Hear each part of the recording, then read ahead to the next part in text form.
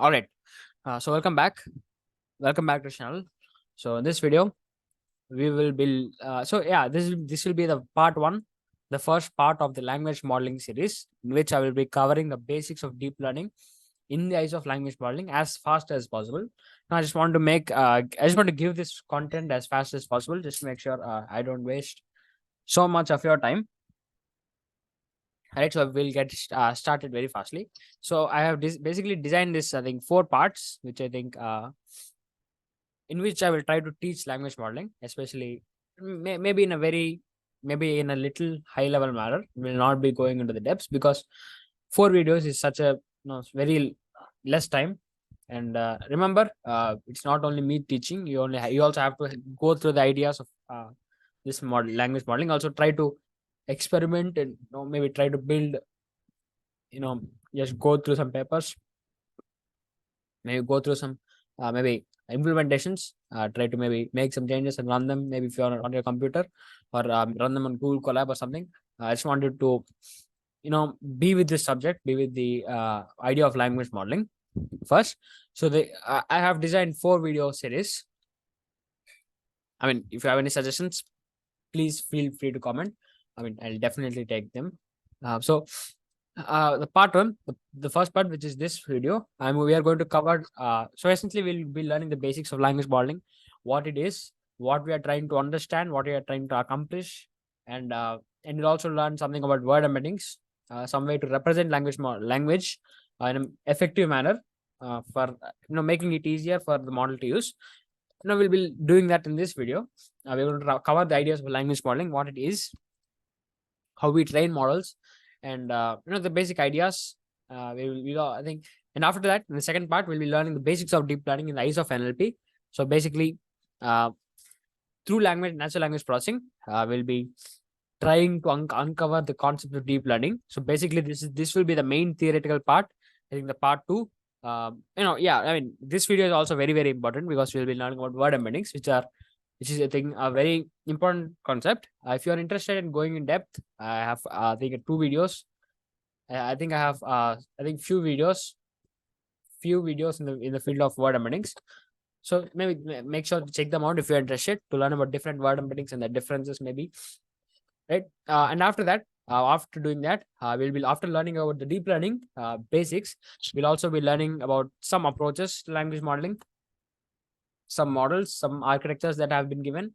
For example, RNN, LLMs, and GRUs, namely. And also we are going to learn about attention is all you need, transformer architecture, which is the main transformer architecture is the main the foundation for the powerful LLMs, the LLMs that we are able to maybe use and experience. For example, ChatGPT, LLM, Llama, or whatever language model you use that are working well uses the transformer architecture. And after that, the part 3 video, which is, I think, a very interesting one. We are going to implement transformer from scratch together, right? I'm not going to go through some pre-written codes and try to explain, but we are going to build them maybe for a specific task and also try to train them. And since we don't have, I mean, I don't have powerful access to powerful computers. I mean, the mere difference between the computers that are used by organizations to train LLMs and our computer is so much. There is so much difference. So we'll be trying to train a comparative, a relatively good model, a good model that is able to perform tasks, and we'll basically use maybe some tasks, maybe some sentiment classification or something, something small. And after that, we'll be I will be doing an optional video, I think a bonus video. And we could finish that in 3 parts, but there are some more LLM techniques that will be very important. So recently I have took this course by deeplearning.ai, I think. Yeah. I think in collaboration with, I think, AWS or Facebook. Yeah, I think AWS. I think the course is generative AI with language. I think, yeah, generative AI with language models. I think I found it pretty interesting. The things that are taught there. So check that out if you're interested. So basically, I'll just cover all the main concepts that I've maybe learned through that course and some other concepts, maybe some experiments or working with other models. I'll be doing that and maybe discussing about other papers in this field. We'll be all doing that, the optional section, in the 4th video. So this is a very slight high level like a design I think I've made. So maybe feel free to give some suggestions. Maybe I mean it's you that are the most important. So please, uh, I do have some. I do know like a lot of subscribers, and so I do know that you are some very wise people here, and I'm really really lucky to have some good intelligent people, you know maybe reviewing to review my content. So yeah, we'll get started very fastly.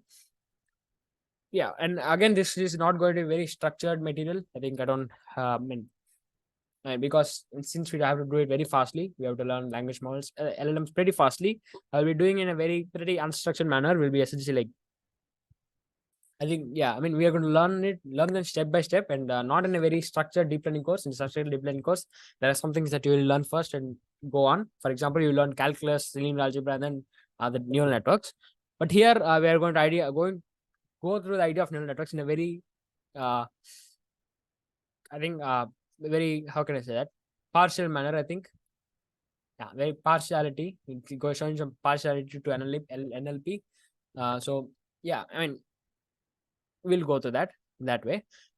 So yeah, so what is language modeling? Unless you have been hidden under a rock or something, for maybe for past 30-40 years, you might have heard about AI. Number one, number two, language models. So there has been a lot of research going on in these fields. Basically, we have maybe passed the Turing test, maybe to 100%. So essentially, like Turing test is a test that is invented by Alan Turing, in order to like judge whether a model is intelligent like a human, whether it is able to act like a human as it is intelligent. That is a test that is developed by Alan Turing. I have also made a video around that. Check that if you're interested. So yeah. So basically, ChatGPT comes up suddenly, and it just gets very very so much hype, and all the performance of these models have been getting like exponentially better and better as day passes on. There has been a lot of research going on in this field of language modeling. So basically, language modeling. When I say the word modeling, I want to think of words such as understanding. So basically, we are just building models that are able to understand more language, right? So in order to do like any task, for example, basically these LLMs do the tasks that we humans do normally, but the only reason for using language models rather than humans, and not just because humans can do something, we don't. I mean, we don't have to neglect the opportunity of opportunity of automating the human task, because humans are definitely like expensive, in a very in the side of at least capitalists, the company's owners. Maybe doing a task with humans is pretty expensive. Number two, humans get bored by repetitive tasks. Number two, we want to make way for humans to work on maybe better tasks. And humans may be careless in some sense. They may not like give their 100% for every maybe chance, and that's the thing. So that is why we use LL language models, for example, rather than having a human chat with a customer of your organization or your company. You could have a language model that can just talk with this customer very fastly, and with the same, maybe with the same understanding, maybe with the same effort. Not getting tired, or not getting not like neglecting anything. So that is most important thing why we use language models. So basically, we are automating tasks that human can do. For example, sentiment analysis, right? Getting the understanding the sentiment of a text. For example, determining whether a maybe YouTube comment is positive or negative, provides hate or positivity. Maybe detecting something like that, or something, or something, something like detecting whether or mere text generation or poem generation, song generation, song lyrics generation. So all these refer to understanding. So you have to have a basic idea of language, and uh, so basically you have to have an idea of the language, number one. And number two, if you want to be better at a task, No, just like a human does. If a human want to be better at task, he should be trained on that specific task, and that is specifically called fine tuning. So basically, in language modeling, there are two terms that I really want you to understand. So there's one term called pre-training, in which the LLM language models learns from internet data, mere text data. Doesn't matter what the text come from. All the text maybe on the internet will be used to train the LLM. And basically, after pre-training, after this step of pre-training, the model will essentially have an idea of how language is structured. The model would have an idea of how words are related. The model would know like when to use which word, what word means what, and what sequence of words means what. After having this idea during the pre-training, there will be there is another method called fine tuning. You don't have to do fine tuning. For example, after training on this data, the model does have idea of many things. But if you want this model to be much more better at a specific task, for example, if you want the model to be much better at task of maybe sentiment analysis, determining the sentiment of a comment or what the emotion is behind the comment, if you want the model to be very very good, I mean, you don't have to fine tune the model. The model would like directly be good at sentiment analysis because it is already trained on lots of data. I mean, it would be good. But if you want the model to be much better, and maybe there is a harder task that needs much more training, then you could do this fine tuning, in which you just train this language model. You'll use the same language model. That's the same language, the same language model that is already uh, gone through the phase of pre-training. You'll use the same model to train the model again on data belonging to a specific task.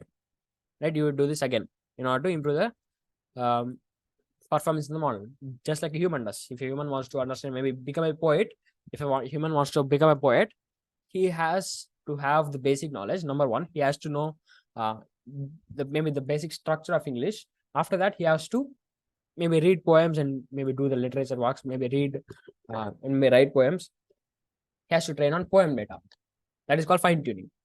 So yeah, these are two terms I think which are very important. And after that, so basically, so this is like the main task, pre-training. So all the chat GPT you see, they're all pre-trained on internet data, lots of pre-trained internet data. In fact, you don't have to pre-train a lot of models like chat GPT because they are already better at this task because of their very deep architectures, very broad architectures. You will understand these terms deep and broad maybe after the series, or maybe after the next video you'll understand the terms. Don't worry. So yeah, that is language modeling. How do we tackle the problem? Well, simply so I'll just give you the method of what we do on a very high level manner. In the next video we're going to go into the depths. So basically, let's say we have lots of data, we have lots of text. I'm going to represent each word with this underscore. Right? Let's say this is a sentence that is on internet, maybe Twitter, maybe there is a short tweet by maybe some famous person.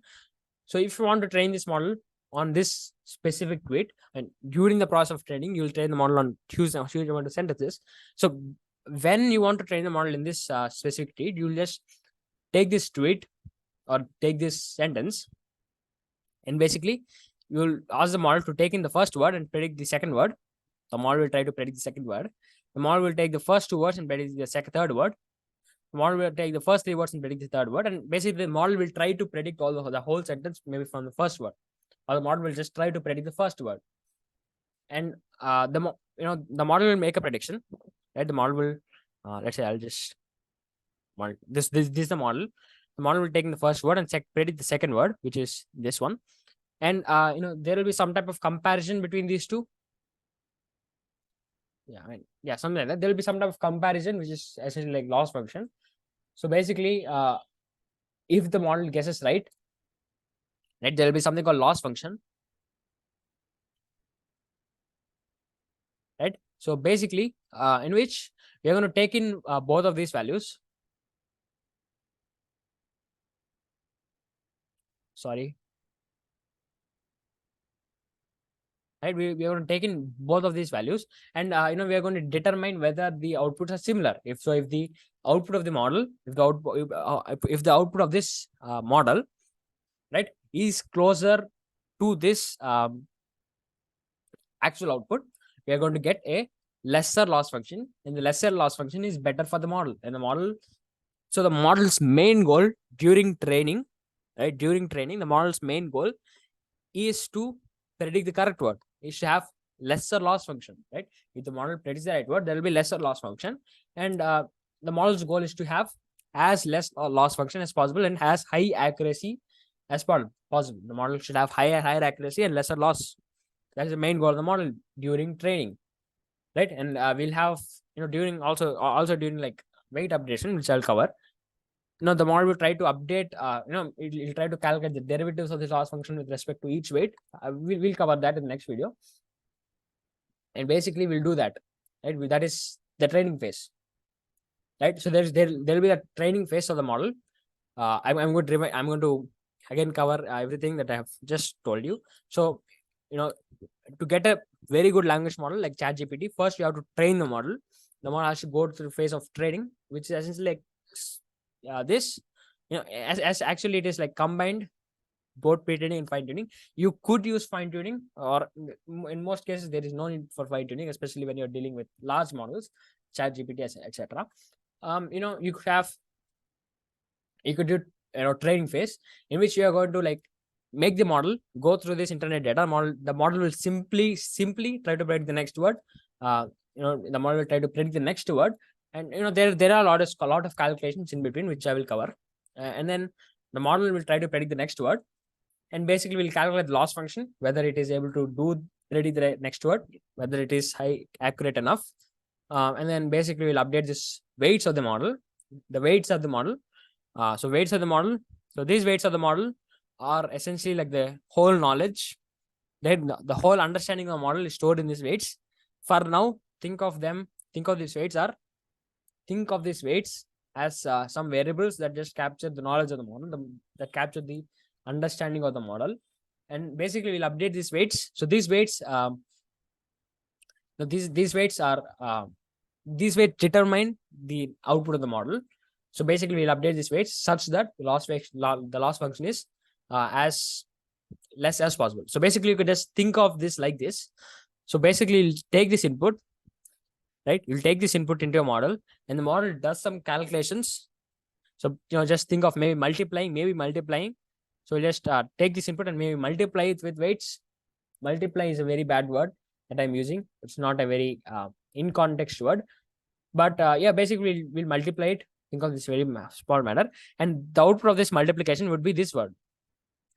Right? This word, the model's prediction will be essentially like the output of this multiplication, and we'll try to compare this prediction with this word, and we'll basically update this weight such that this output and this output are similar as possible. Pretty intuitive, right? That is language modeling. That is the basic idea of language modeling.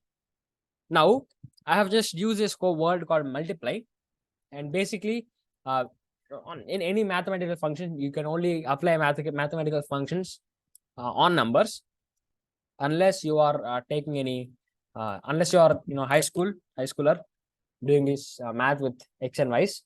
Unless you are that, we probably do math with only like numbers. So these numbers, so we have to find a way to turn this text words into some type of numbers, right? That is the first thing that comes to our mind. So how could we represent words? That is a basic question probably we could ask now. Now we have to do some calculations. So all these calculations has to take place in a computer, because in order to like do all the computations, calculate loss function and all that, we have to do this on a classical computer, just a regular computer. We have to find a way to convert this data into some type of numerical data to deal with. How could we do that? Well, the first method that comes to our mind, probably anyone's mind, don't worry if it doesn't come to your mind. I mean, it should come to your mind. So, just give a number to each word, right? So we can just have, let's say, a dictionary or a vocabulary. So basically, vocabulary is something like a dictionary that stores all the words the model knows. So we could have a vocabulary in which we have all the words that the model knows in the English language, maybe.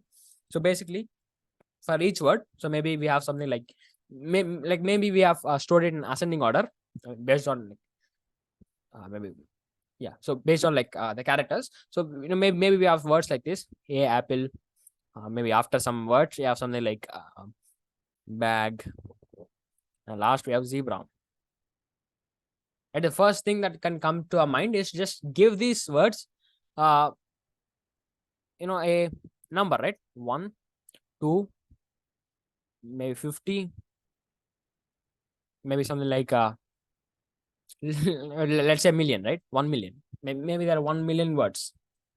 Are there 1 million words? I don't know. Let's see how many number of words are there in English language.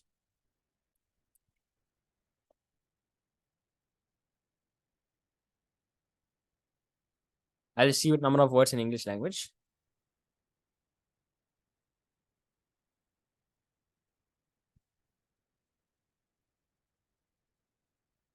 Let's see, do you have an approximation or something? 470,000. 1 million is probably too much for the model to bear, and also for the reality to bear. So let's say 100,000, 100K, or 1 lakh in our language. So therefore, we have 1 lakh words, and we basically align one number. So this is not K. So this is 1,000, 100,000, or 1 lakh. K is 1,000. So basically, we assign one word, one letter, or sorry, one number to every word. And basically, what we could do is, I want to make everything simpler, not simpler, but let's say another representation. What we could do is, we could represent A, the letter A, or the first letter, as something like this. And we could represent something like this, and then we could represent the second one as this, and we could represent the third one, the 50th one, as something like this, 50 times, something like that, 0. Right? So we could have one in that specific position. So for example, in the first position, we could have separate vectors for each word. So for each word, we'll have this one hot representation. This is called one hot representations, in which we'll basically have a 1 at that specific word. So for example, for the word A, the first word will have a 1 at the first position, and all the other words will be essentially zeros. And for the word apple, we'll have a 1 at the second position, and all of the other positions will be zeros. And then for the last word, maybe, or yeah, so this is the last word, I think, or yeah, I'll do this. For the last word, we'll have a 1 at the last positions, and this is a simple representation, just a random representation, I think, based on ascending order. This doesn't convey any meaning for the model, and we could use it. I think they have used this type of approach. I think many in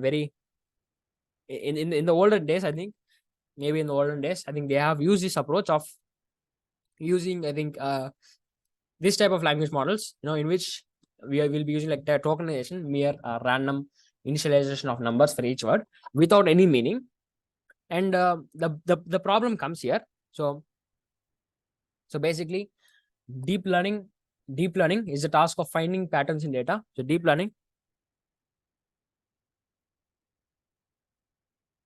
when I talk about deep learning, I'm talking about finding. I'll try to improve my handwriting. Patterns in data. I think this is the only main definition that we can give to the field of deep learning. And even if you think about images, let's take an example of images in which we have some type of patterns in an image, right? We have some type of patterns in this image that we recognize as specific persons or specific maybe specific objects, right? Even with our sight, we have some type of patterns, right? For example, I have the skin in a specific shape, right? Now my face in a specific shape, and it's a specific color, and all the pixels that are maybe in a specific region are of the same color, and this is green. So therefore, we could detect some type of patterns here. So there should be some type of patterns in this data, some type of patterns that are uniform. right? Maybe uniform in some sense, at least. I mean, at least in images, but we have some type of patterns, right? We have some type of mere shapes and objects that we could recognize. But language, well, if you think about language and this representation, one hot token representations, we don't have any meaning, right? The words does not show any type of closeness. They do not show any type of patterns. They are mere numbers, and we couldn't possibly like find some patterns in mere numbers, right? How can you do this? And they're actually like mere 1 2 3s. So we'll just be given like 1 2 3s up to like the number of tokens, number of words, maybe 1 lakh, and we'll just give these numbers and to the language model. The model has to find some type of relations, which I think is pretty hard task for the model. The model maybe could find some type of relations, but the performance will be very, very bad. So we have to find a way to make words make more sense for the computers, right? For example, if I plot this data, so maybe this is the n-dimensional graph. Just think of, I'm just drawing a 2-dimensional graph here just to make sure that we could visualize everything and use distance as we measure it. So maybe if I plot all the words, right? Let's say this is the word for apple. This is the point for apple. So we'll have a maybe one hot representation. One had n in this n-dimensional graph, n-dimensional world. Let's say. So basically, I just charge my computer. So I'll just come back. All right, sorry for that. So basically, we want to have some type of relations, right? So if we plot all this data, and if I try to like 1 second, so if I try to like plot all this data, all the tokenized values in a maybe in a maybe in an n-dimensional graph, where n is the number of words. I mean, we have one hot representation, right? So if I like try to like plot all this data, we might have words like this, right? Randomly, the words are placed in this graph pretty randomly, right? So maybe the word like apple is here, and maybe the word such as maybe orange is here, maybe the word laptop is here, maybe the word something like camera is here, maybe the words hello is here, maybe the word hate is here, maybe the word I is here. They all placed pretty randomly. And what is our goal? Right?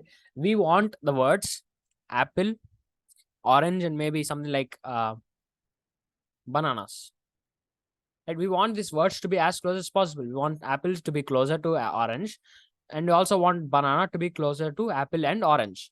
So we want to have this some type of relation in which the related words are closer to each other in this graph, right? The representations or the indexes of these words should be similar as possible. That is our goal. So in the ideal world, in which we are able to represent the data in a very good manner, we want the words, we want to have this representation, right? We want apple, right? We want the word apple, we want the word banana, we want the word orange to be close possible, to be as close as possible, right? We want maybe the fruit section or something. It doesn't matter on which basis they are closer, but as long as they are closer based on meaning and the number of times the word apple appears in the context of orange, or the number of words apple appears in the context of banana, or the number of times apple replaces banana, or just the mere and for example, if you are talking about fruits, you may use apple, you may use the words apple, and maybe when you are hungry in some sentence, maybe you are conveying that you are hungry, you might use these words regularly, right? These words are simultaneously used and with the similar context. Maybe we want the model to understand this, right? We want the model to basically pre-process this data and to store this information that closer words are closer to each other. That is the most important thing. Maybe something like words such as laptop and words such as maybe camera, maybe other related words should be close as possible. So we want to have this some type of distinction, not on a very not on this basis. It doesn't have to be on this basis. On any basis, right? The closer the words, the closer the related words, the easier for the model to basically do better. And this step is probably the most important, probably very, very important. I think creating word embeddings. So we want to basically build this type of structure. How can we do that? I'll just explain everything, right? I'll explain everything, just like I'll teach a beginner. So basically, let's say I have a sentence. Let's say I have a sample sentence, one sentence that I have been using pretty regularly. My name is Joel. Pretty random sentence. Maybe I've tweeted it on internet or something. Maybe this sentence is found on the internet, right? So in order to like build an embedding or represent this data in the tokenization. So basically, we'll just have the tokenization phase. So again, this is called tokenization, like assigning random numbers to each word is called tokenization. So maybe we have assigned a word. Maybe we have assigned. So in the vocabulary, maybe we have assigned some representation. Maybe we have done something like this. Maybe the 50th position or something. We have had a one, something like this, and something like that. Pretty random, right? Pretty random. And my name is Joel. Maybe the word Joel appears here. Some type of embedding, some type of representation. Again, these three dots, I mean, don't worry, they're just like continuation. There's so continuation. I mean, there are more zeros. That is what there's meant. So basically, we have the representation after tokenization that we create one hot representations, random representations based on the number assigned in the vocabulary. So we'll have this representation, and basically, after tokenizing, this is what we'll be doing, right? In the embeddings, while creating embeddings, this is what we'll be doing. I'll explain what very fastly. So basically, we'll take one word. So we'll take all the words in the sentence, maybe in this sentence, with respect to this sentence, that we are training and embedding here, right? We are training and embedding here for this sentence. So basically, we have this sentence. My name is Joel. So basically, we do something like this, and basically, we delete the last word. So this is a classical case. I'll also explain another case which I've been using. So we will delete the last word, and I will have some representations, right? Embedding representations. Now all this will just copy here, right? So basically, and after that, we'll be having we'll be creating a neural network architecture, some kind of neural network. So basically, in the embedding also, in the data pre-processing also, we will be using a neural network. So basically, we will just do something called weighted sum, which I will explain. We have two connections here. Something like this.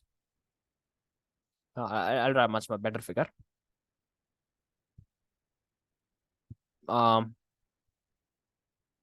Here, each circle represents one neuron, which I will explain just in a minute. Don't worry. It means just like one neuron. Right? This it just means like one neuron. It's one neuron, and basically, you can have as many neurons as possible. But in the final layer, so this is called hidden layers. So the last layer, this layer. So in the last layer, you have to have only one neuron, because we are only predicting one word. So based on the previous words, we are trying to predict the next word. So this is the embedding phase, by the way.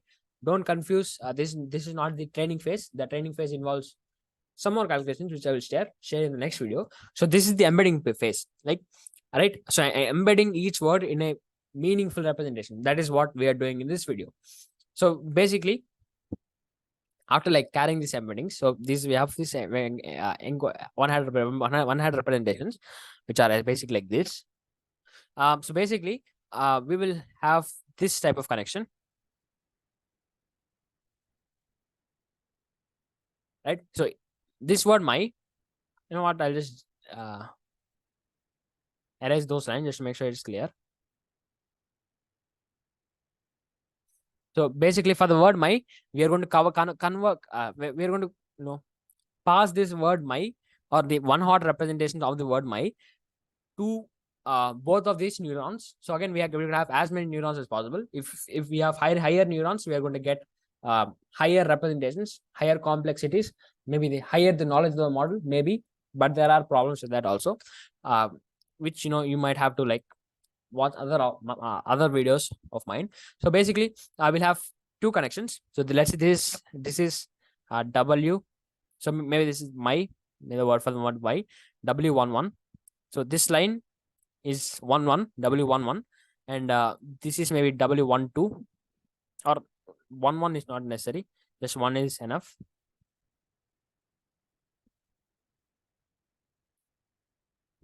So this is my W1, my W2.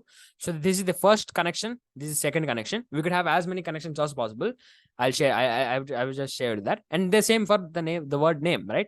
The name is also going to be connected with both of these neurons. The name will also be shared with both of these neurons, or will be passed as the input to both of these neurons. So we'll have this for the word name, right? Name W1, name W2. This second connection. This is W1, is W2. Is second connection. So basically each line represents a connection. And what I want to think of, there is some calculation in this neuron which I will share. This is N1, this is N2, just for easier representation, and this is maybe N3. And again, we could have as many layers as possible and as many neurons as possible. So basically what we'll be doing is, so we'll be taking, so I'm going to explain what are all the calculations for N1. So in the neuron N1, the inputs are, what are the inputs? Well, it is my W1, my W2. So basically for the word my, we have two connections or two weights. And for the word names, and for the second word, we have name W1. So these are all the inputs, right? Name W1, name W2, and we have is W1 and is W2. Right? We have all these words, and basically the W1 is something like just think of them, or you know what? I'll just remove the W1. Just forget W1 or my one, my two, or yeah, I mean I'll just remove the W1 here at least. Or you know what? I'll just remove everything, all these separate also. So yeah, basically, forget about these weights. Forget about this W1, W2, and there's very bad, I think. Yeah, I mean, we have two connections, right? We have two connections. That's the first thing that should come to your mind. So for the N1, for the first neuron, we are only going to have my W1 or my one. We are not going to have my two. So just remove this my one. So I'll just put one. My one is one. So basically, my one is nothing but this vector. So this vector for the word my. So this was the word my, right? So this will essentially be this vector. This will essentially be this vector, and this will be the third is word. And again, we are not going to use the word Joel because we don't have to. We don't want the model to cheat. And basically, we'll just take these words. We'll just take these one hot representations. That will be the input, and the calculation is pretty simple, very very simple, I think. So we'll have something called weights, which are my W1. For the first neuron, we're going to have my W1, the name W1, and is W1. And basically what we'll be doing is, we'll be taking the one hot representations of my one. So basically my one represents that one hot representation. And basically my one and my two are the similar, right? My one and my two are similar because my has only one representation. So that is why I wanted to delete this one and two. But anyway, so we're going to have this my, the word one hot representation of my, and we're going to multiply that by the weight called my one, which I will just explain a bit what this weight actually does. And we're going to add that with the name one. We're going to multiply that by name W1. We're going to add is one multiplied by is W1. Again, I really want to delete this one here because I just think it has absolutely no use, because my one and my two are similar, and they are similar. So basically we have my W1, which is currently just think of it as random numbers. And basically this my one is essentially the first index for the my one embedding, right? We're going to have the embedding, right? So basically, this will be the output of the neuron N1. This will be the output of N1. So N1 would just take this my one, which is the one hot representation of the word my, and we're going to multiply that by some vector or some number, which is I think pretty random. For now, it is random. We're going to see how we update this my one. So basically, we update these weights. We update these weights for better outputs, right? So basically, we have this my one, my W1, and my name W1 is W1. These are weights which determine the knowledge of the model, right? And basically, we do this calculation. So first of all, these are random. These are random. These are initialized random. But later we train these embeddings or train these values. So this will be out of N1, and say that, and the same for N2. N2 also it is pretty similar, but for N2, we are going to have my W2, my name W2, and is W2. So basically, we'll use another set of weights. We're going to set another random weights for N2, right? For N2, and the same, and here for this neuron, here for N3 neuron, the inputs are going to be N1 output and N2 output. So here we are going to have only two outputs, right? Here and previously we have three outputs: my name and is. The 100 representation of my name and is, and we're going to multiply that by some weights, and we're going to add them, which is also called as weighted sum. And in the third neuron, we're going to take the output of the N1 and N2, which are mere numbers or some type of vectors or numbers. We're going to take these N1s. So basically, we'll have some other weights, maybe N1, maybe NW1 or something.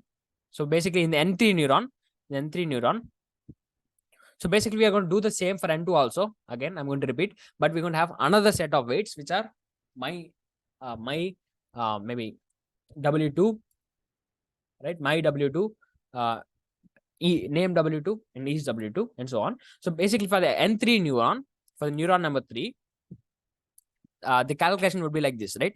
We're going to have N1, WN1 plus N2, WN2.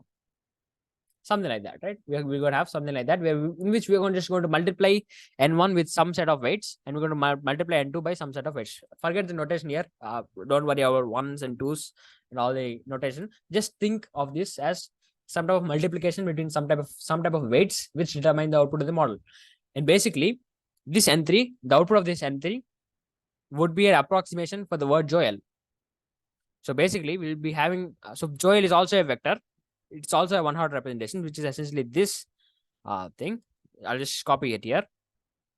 0, 0, 0, 1, so on. So basically, this is, so we are going to try to predict this vector from these vectors, right? These vector representations. So so this N3 would be a approximation of the model to predict this vector. So basically, we'll have a loss function. So in the first step, these weights are random.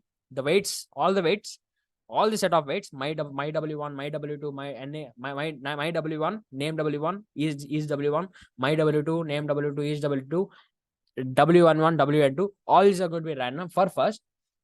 But we are going to have a loss function.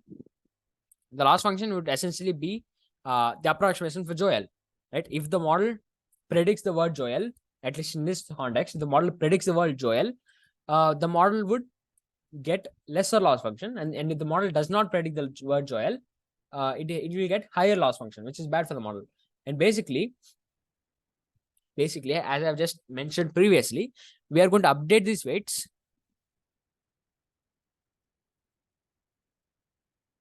Update these weights to decrease the loss function, or in order to decrease the loss function, the output of the loss function,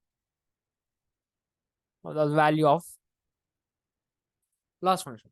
That is the main goal. We're going to update these weights in order to decrease the loss function, and that is the training of embeddings, right? You might have heard the term training embeddings, right? We already have like a lot of trained embeddings, which we could use to embed our words. So basically, this will be the calculation, right? We'll have these weighted sums. We're going to do this weighted sums. We're going to have some type of weights, and we're going to try to predict the word Joel. And now, the word embedding for the word my would essentially be my W1 and my W2. Right? Look at where we reached. I hope you saw that. Right? So look at where we reached. So basically, we have tried to approximate this word Joel N3 just to get these vectors, just to get these embeddings.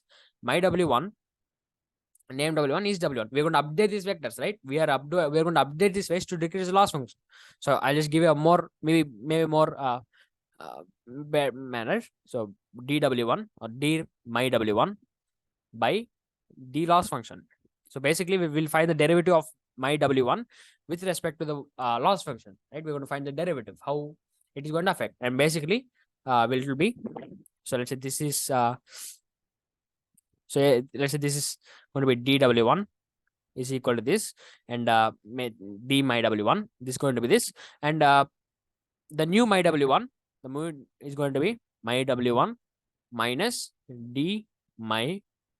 Don't worry if you don't understand any of this notation here. So basically, we are going to update this old my W1. This is going to be the old my W1, and we're going to do this training for multiple iterations.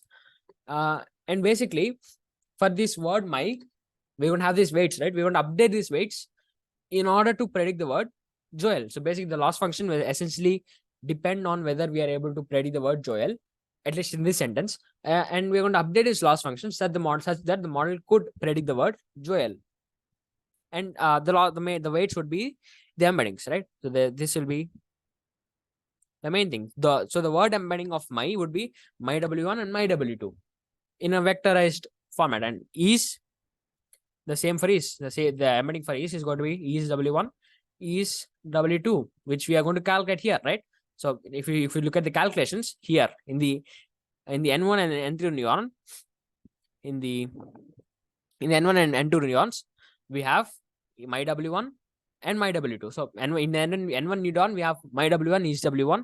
In the N2 neuron, we have my W2 and is W2. And these are essentially going to be the representations. And this is the thing. This is simple. This is as simple as that, right? And pretty intuitive also. And we're going to update these weights for multiple iterations. And we are going to do this process for all the sentences on the internet. Not only this sentence. So my name is Joel. The sentence my name is Joel is just an example. And we can have multiple sentences, right? On the internet, right? Let's say there is another sentence saying Joel is my name.